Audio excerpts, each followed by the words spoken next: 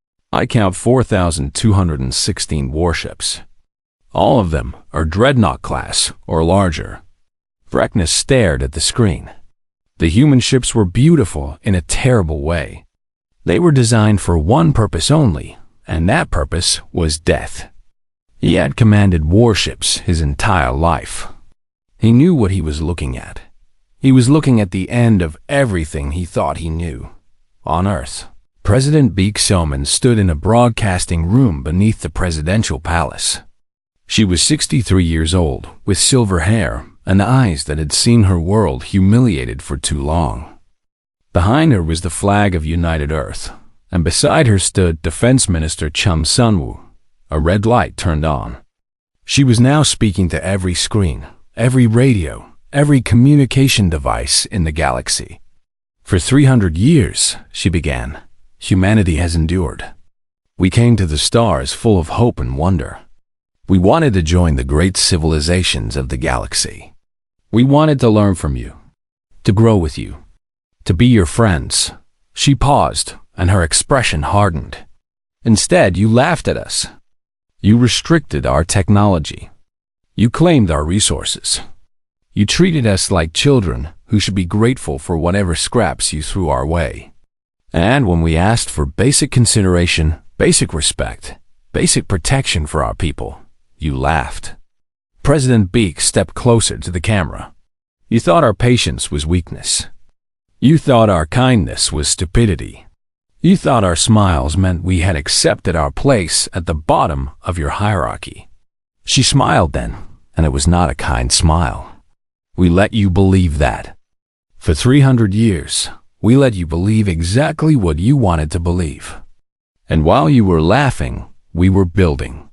The broadcast cut to images that made alien viewers across the galaxy freeze in shock. Shipyards hidden in the gravitational shadows of black holes, where no scanner could reach. Factories on rogue planets drifting between stars. Training facilities on moons that have been declared uninhabitable. We built in the dark places, President Beek continued. We developed technologies you cannot understand. We trained soldiers who do not fear death. We created weapons you have never imagined. The images showed the Black Fleet now surrounding Valtteri space. 18,000 warships, 300 orbital defense platforms, and something else. Something that made even the bravest alien admirals feel sick with fear. You called us primitive, the president said. You called us weak. You called us a joke. Her voice dropped to almost a whisper. We are not laughing, but you will learn to take us very, very seriously. Admiral Kanda Yoon stood on the bridge of the Eternal Fury, humanity's flagship. The ship was 3 kilometers long and carried enough firepower to crack a planet in half. It had been built in secret over 40 years, piece by piece. In 17 different hidden locations. Now, it hung in space just outside the Valtteri home system, surrounded by thousands of its siblings. The Admiral, his communications officer, reported. The Valtteri are demanding to know why we are in their space. They say this is an act of war. Dahyun looked at the main screen. He could see the Valtteri homeworld in the distance, a green and blue marble that was home to 12 billion souls. With one order, he could turn it into ash. He would not give that order. Not unless he had to. But the Valtteri did not know that. Tell him, Dahyun said calmly, that we are just passing through. For now, Fleet Commander Yoon Hana stood beside him. She had helped design these ships. She had trained the crews. She had spent her entire adult life preparing for this moment. How does it feel? She asked quietly. Dahyun considered the question. For 30 years, he had carried this secret. He had smiled at alien diplomats who treated him like dirt. He had nodded politely when they talked about humanity's limitations. He had played the part of the harmless, primitive human. It feels, he said slowly, like taking off a mask I have worn for too long. Across the galaxy, the news spread faster than light itself. The humans had a fleet. Not just a fleet, but an armada. They had been hiding it for centuries. They had technology that should not exist. They had weapons that made the Croatian war machines look like toys. The Galactic Council called an emergency session, but half the representatives did not show up. They were too busy fortifying their home systems, even though they knew it was probably useless. High Sovereign Moltek sat alone in his chambers on Meridian 7. Just hours ago, he had laughed at the human ambassador. He had called her people amusing. He had told them to know their place. Now he stared at reports showing human ships surrounding every major Velthari military installation. They had not fired a single shot. They had not made a single threat. They were just there, silent and dark, waiting for Moltek to understand that everything had changed. His aide entered the room. High Sovereign, the human ambassador, has requested a meeting. Moltek felt something he had not felt in 200 years. Fear. Tell her, he said, his voice barely above a whisper, that I will see her whenever she wishes. The aide bowed and left. Moltek continued to stare at the reports, trying to understand how he had been so wrong about the humans. How everyone had been so wrong. They had thought humanity was weak because humanity had chosen to appear weak. They had thought humanity was primitive because humanity had hidden its true capabilities. They had thought humanity would accept their place forever. They had been fools, and now they would pay for their foolishness. They mocked Earth at the Council. Then humanity ended all treaties. Overnight. Part 3. The Reckoning. The emergency session of the Galactic Council was a sad and frightened thing. Where once the Great Hall had been filled with the proud representatives of 42 civilizations, now only 19 delegations remained. The others had fled back to their home systems, hoping that distance might somehow protect them from what was coming. High Sovereign Moltek sat in his usual place, but he no longer looked like a ruler. He looked like a creature who had just realized he was not at the top of the food chain after all. His gray skin had turned pale. His 4 eyes kept darting toward the main entrance. The Croatian ambassador, a being made of hard shell and sharp edges, tried to maintain some dignity. We must present a united front, she declared. The humans are bluffing. They cannot possibly challenge the combined might of the Council. If we stand together, the main doors opened. Ambassador Park Jizu walked in like she owned the place. And in a way, she now did. Behind her came 20 humans in black military uniforms. They moved with the calm confidence of people who knew exactly how much power they held. Jisu walked straight to the center of the chamber, to the spot reserved for major powers. The spot where humans had never been allowed to stand. "Good morning," she said pleasantly. "I hope we are not interrupting anything important." Moltek found his voice. "Ambassador, this is highly irregular. You cannot simply walk in here, and cannot?" Jisu raised an eyebrow. "I think we have moved past the point where you tell us what we can and cannot do." She gestured to one of the officers behind her. General Im Yejin stepped forward, a woman with short black hair and the kind of face that showed no emotion at all. She activated a small device, and a holographic display appeared in the air above the Council's central table. The display showed a map of the galaxy. Earth's official territory was marked in blue, a tiny patch of space that the Council had generously allowed humanity to keep. Then the display expanded. Hidden installations lit up across 12 sectors. Shipyards, military bases, weapon platforms, supply depots. The blue color spread across the map like a wave, showing the true extent of humanity's reach. 142 stealth shipyards, General Yejin recited in a flat, professional voice. 18,000 warships of destroyer class or higher. 900 fighter carriers. 300 orbital defense platforms around Earth alone. She paused to let the numbers sink in. And 47 planet killer weapons. The chamber went completely silent. Planet killers? The Croatian ambassador whispered, That technology was banned by the ancient Accords.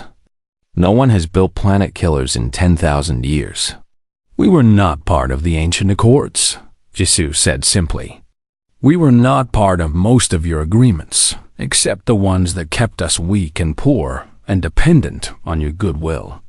She walked slowly around the central platform, making eye contact with each delegation. The Treaty of Unequal Stars. You remember that one, yes?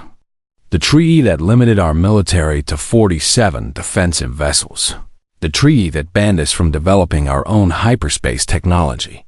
The treaty that required us to buy everything from you at whatever price you demanded. Her voice grew harder. We signed that treaty because we had no choice. We were young and weak, and you took advantage of that. You made us dependent on you. You kept us in chains disguised as protection. She stopped in front of Moltek's platform. And whenever we asked for fair treatment, whenever we requested basic respect, you laughed. You laughed at us like we were entertainment. Moltek's 4 eyes could not meet her gaze. Ambassador, surely we can discuss this in a civilized manner. Whatever grievances humanity has, we can address them through proper diplomatic channels. We tried diplomatic channels, Jisoo said coldly. For 300 years, we tried diplomatic channels. We filed complaints. We submitted proposals. We begged for scraps of consideration. And you denied us every single time. General Yejin spoke again. High Sovereign, I should mention that the 47 planet killer weapons I mentioned are currently in position. 7 around your homeworld. 7 around the Croatian capital. 7 around each of the other major council powers. She checked something on her device. They can be activated with a single command. The detonation time is approximately 4 minutes. There would be no survivors. The Croatian ambassador made a sound like breaking pottery. Several other delegates looked like they might faint. You would not, Moltek said.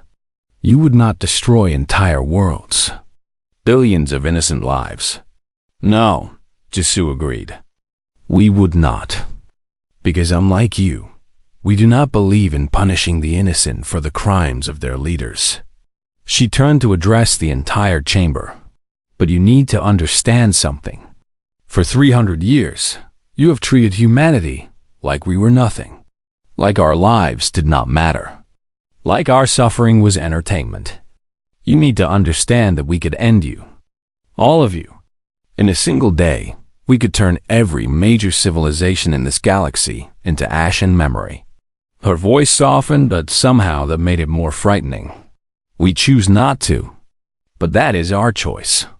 Not your right. From this moment forward, everything you have exists because we allow it to exist. Every breath you take is a breath we have decided to let you take. She let that sink in. Now, we are going to negotiate new treaties. Fair treaties. Treaties that treat humanity as equals, not as pets or servants or entertainment. You will give us everything we ask for, and you will do it with a smile. Ambassador Jisoo looked around the chamber one more time. Unless anyone has objections? No one spoke. No one even moved. Good, Jisoo said. Then let us begin. We have a lot of work to do, and 300 years of injustice to correct. She sat down in the central chair, the seat of honor that had always been reserved for the High Sovereign of the Volturi. Moltek watched her take his place and said nothing. There was nothing left to say. The humans had won. Not through war, not through violence, but through 3 centuries of patience and planning. They had let the galaxy underestimate them, and now the galaxy would pay the price. Outside the Great Hall, the black ships of humanity's fleet hung in space like a promise. They had not fired a single weapon. They had not killed a single being. They had not needed to. Sometimes, the greatest victory is the one that cost no blood at all. They mocked Earth at the Council. Then humanity ended all treaties overnight. Part 4. The terms. The negotiations lasted 3 weeks. 3 weeks of tense meetings. difficult conversations, and alien diplomats learning what it felt like to be on the other side of unequal power. Secretary of State. Minje led the human delegation. He was a small man with gray hair and gentle eyes that hid a mind as sharp as any blade. For 20 years, he had served in diplomatic positions where his job was to smile and accept whatever terms the aliens offered. Now he sat at the head of the negotiating table, and the aliens were the ones who had to smile and accept. Beside him sat naval strategist Wang Sora, a woman who had helped design the Black Fleet. She rarely spoke, but when she did, everyone listened. She had a way of mentioning military details that reminded the alien delegations exactly why they were being so cooperative. The frontier corridor, Minje said on the first day. Full territorial rights will be transferred to Earth. All alien military vessels will be removed within 30 days. The Velthari negotiator, a nervous creature named Dolmek, who had replaced the disgraced Maltek, tried to object. The frontier corridor has been Velthari territory for 800 years. Surely we can discuss a joint administration. No, Minje said simply. Next item. That was how it went. The humans would make a demand. The aliens would try to negotiate. The humans would say no. The aliens would agree. On the 5th day, the human delegation demanded the end of all technology restrictions. For 3 centuries, humanity had been banned from developing certain technologies. Advanced weapons, faster-than-light communication, medical treatments that could extend human lifespans. All of these had been kept from Earth for their own protection. These restrictions were put in place for good reason, the Croatian ambassador argued. Young species should not have access to dangerous technologies until they have proven themselves mature enough to handle them. Strategist Wang looked up from her tablet. We build 18,000 warships and 47 planet killers in secret shipyards hidden in the gravitational shadows of black holes. We developed stealth technology that your sensors cannot detect. We created weapons you cannot understand or defend against. She paused. I think we have proven ourselves mature enough. The technology restrictions were lifted that afternoon. On the 12th day, the negotiations turned to economics. For 300 years, humanity had been forced to buy essential goods from alien civilizations at prices that kept Earth permanently poor. Food, medicine, raw materials, everything cost 10 times what it should have cost because the aliens knew humanity had no choice. All existing trade agreements are void, Minje announced. New agreements will be based on fair market value, as determined by neutral assessment. But our economies depend on the current arrangements, Dolmek protested weakly. Your economies depend on exploiting us, Minje corrected. That arrangement is over. Find another way to make money. But the most difficult moment came on the 18th day. Minje put down his papers and looked at the alien delegations with an expression they had never seen before. It was not anger. It was not triumph. It was something colder, something that had been waiting for 300 years. We have one more demand, he said. The aliens shifted nervously. They had already given away so much. What more could the humans want? Apologies, Minje said. Silence. Apologies? Dolmek repeated. Formal apologies.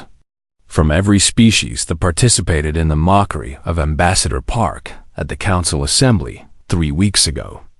These apologies will be broadcast on all galactic communication networks.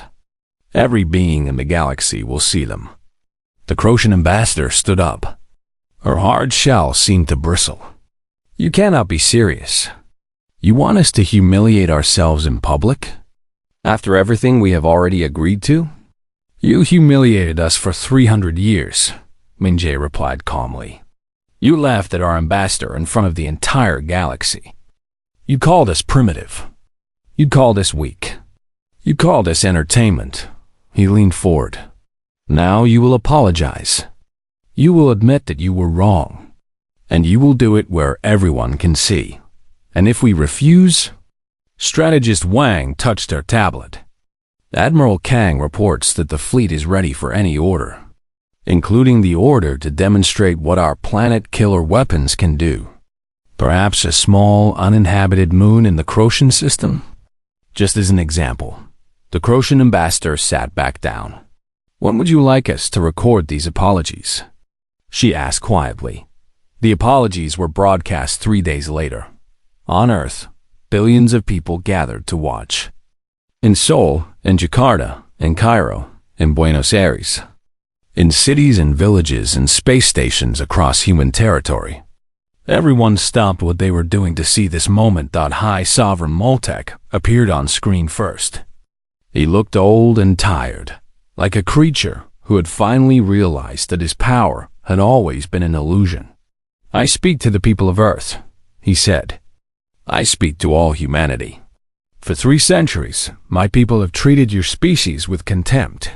We have mocked you. We have exploited you. We have denied you the respect you deserved.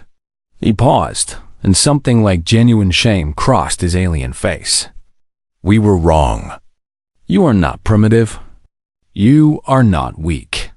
You are a great species who chose to endure injustice rather than respond with violence. That is not weakness. That is strength we never understood. He bowed his massive head. I am sorry. My people are sorry. And we hope that someday you might forgive us. One by one, the other species delivered their apologies. Some were clearly forced, spoken through gritted teeth or clenched mandibles. But some seemed genuine.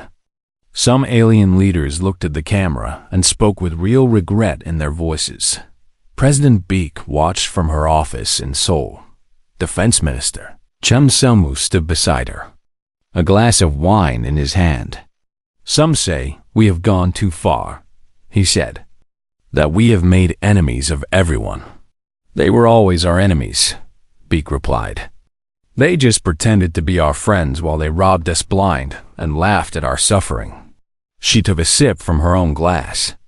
Now they know the truth. And the truth is this: we were never the weak ones. We were the patient ones. There's a difference. Outside her window, the sun was setting over Seoul. The city was celebrating. For the first time in 300 years, humanity was truly free. Free from unfair treaties. Free from economic exploitation. Free from the endless mockery and contempt. What happens now? Sunwest. Beek smiled. It was a tired smile, but also a satisfied one. Now we build something better. Not just for us, but for everyone. We did not gain all this power just to become like them. She turned from the window. We gained this power to change things. And that is exactly what we are going to do. They mocked Earth at the Council. Then humanity ended all treaties overnight. Part 5. The new order. 5 years had passed since the day Ambassador Park Ji-soo walked out of the Galactic Council. 5 years since humanity revealed its hidden strength. 5 years since everything changed. The galaxy was not the same place anymore. Earth's economy had grown 4 times, larger than before. Human colonies now stretched across 37 star systems. The black ships still patrolled the space lanes, but now they flew alongside vessels from other species, working together rather than watching from the shadows. And in the Great Hall of Meridian 7, where humanity had once stood at the back in shame, a new assembly was gathering. Park Ji-soo stood at the central platform. She was older now, with gray streaks in her black hair and lines around her eyes that spoke of 5 difficult years. But her back was straight and her voice was strong. She was no longer Ambassador Park. Now she was Secretary General Park, leader of the newly formed Equitable Galactic Assembly. Distinguished representatives, she began. We gather today to mark a new beginning. The chamber was full again, but it looked different now. The seating had been rearranged so that no species sat higher or lower than another. The Velthari delegation sat beside the humans. The Crocians sat beside species they had once conquered. Everyone was equal, at least in this room. 5 years ago, humanity revealed a truth that shocked the galaxy. We had been building in secret. We had been preparing for a moment that we hoped would never come. We had weapons capable of destroying entire worlds. She paused. Many expected us to use those weapons. Many expected us to take revenge for 3 centuries of humiliation. Many expected us to become conquerors, to do to others what had been done to us. Her eyes moved across the room, meeting the gazes of alien representatives who had once laughed at her. We chose a different path. In the audience, Admiral Kan Do-hyun sat beside Fleet Commander Yoon Hana. Both had retired from active service 2 years ago. Their hair was gray now, and their uniforms bore the marks of long careers. They had trained their entire lives for war. They had prepared to unleash destruction on a scale the galaxy had never seen, and then they had not needed to. The old council was built on fear, Jisoo continued. The strong ruled the weak. The old dominated the young. Species were ranked by how many ships they had, how many worlds they controlled, how much power they could project. This system created injustice. It created resentment. It created 300 years of suffering for my people, and for many others. She gestured to the newly designed charter displayed behind her. The Equitable Galactic Assembly is built on different principles. Here, every species has 1 vote. It does not matter if you have 1,000 worlds or 1. It does not matter if your civilization is 10,000 years old or 10. Every voice matters. Every species deserves respect. Former High Sovereign Moltek sat in the Velthari section. He was no longer the ruler of his people. He had resigned in disgrace 3 years ago, but he had asked to attend this ceremony, and Jisoo had personally approved his request. He listened to her words and felt something strange. Shame, yes, but also something else. Something like hope. The humans could have crushed his people. They could have taken everything. Instead, they had offered something he had never considered possible, a chance to be better. Humanity was patient for 300 years, Jisoo said. We endured because we had to. We smiled through insults because showing anger would have given you an excuse to destroy us. We built in secret because building openly would have meant war before we were ready. Her voice softened. But we did not endure just to survive. We endured because we believed in something. We believed that someday things could be different. That someday the galaxy could be a place where species worked together instead of fighting for dominance. Where the strong helped the weak instead of exploiting them. Where children on every world could look up at the stars and dream of friendship, not fear. She stepped forward, closer to the assembled delegates. We could have become like you. We had the power. We had the anger. We had 3 centuries of justified rage burning in our hearts. But we chose not to, because becoming like you would have meant losing everything that made us who we are. A young Velthari diplomat in the audience wiped something from one of his eyes. He had grown up hearing stories about how primitive and emotional the humans were. Now he understood that what his elders had called weakness was actually the greatest strength of all. Today, we ask you to join us in building something new, Jisoo said. Not because we will force you, but because it is the right thing to do. Not because you fear our weapons, but because you want a better future for your children. She looked at Moltek. The old Velthari met her eyes and slowly bowed his head in acknowledgement. The vote to ratify the new charter requires a 2/3 majority, Jisoo announced. Each species will now cast their vote. One by one, the delegations voted. The humans voted yes. The Velthari voted yes. The Crocian voted yes. Even species that had been enemies for thousands of years voted together. When the final count was announced, the result was unanimous. Outside the Great Hall, the stars continued to burn as they always had. Ships moved between worlds, carrying goods and people and ideas. On 1,000 planets, beings of every shape and color went about their lives, unaware that history had just been made. But everything had changed. Admiral Do-hyun stood outside the hall with Hannah beside him. The ceremony was over, and delegates were streaming out, talking excitedly about the new era that had just begun. Was it worth it? Hannah asked. All those years of building in secret? All that patience? Do-hyun thought about the question. He thought about the young officer he had once been, burning with anger at every insult, every humiliation. He thought about the decades of silent work, building ships that might never fire a shot. He thought about the moment when they had finally revealed themselves, and the fear in alien eyes. And he thought about today, when those same aliens had voted to create something new. Something better. Something that might actually last. Yes, he said. It was worth it.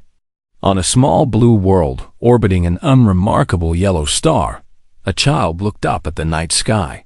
Her mother stood beside her, pointing out the constellations that humanity had named centuries ago. Those stars are very far away, the child said. Yes, yes, they are. But we have friends there now, do we not? Aliens who are our friends. The mother smiled. 5 years ago, she could not have said yes to that question. The aliens were not friends. They were masters, exploiters, mockers. But things had changed. Yes, she said. We have friends there now. The child smiled and continued to look at the stars. She did not know about the 300 years of suffering. She did not know about the hidden shipyards or the planet killer weapons or the long, patient game her people had played. All she knew was that the universe was big and beautiful, and that humanity had earned its place among the stars. And that was enough. That was more than enough, Dodd. It was everything.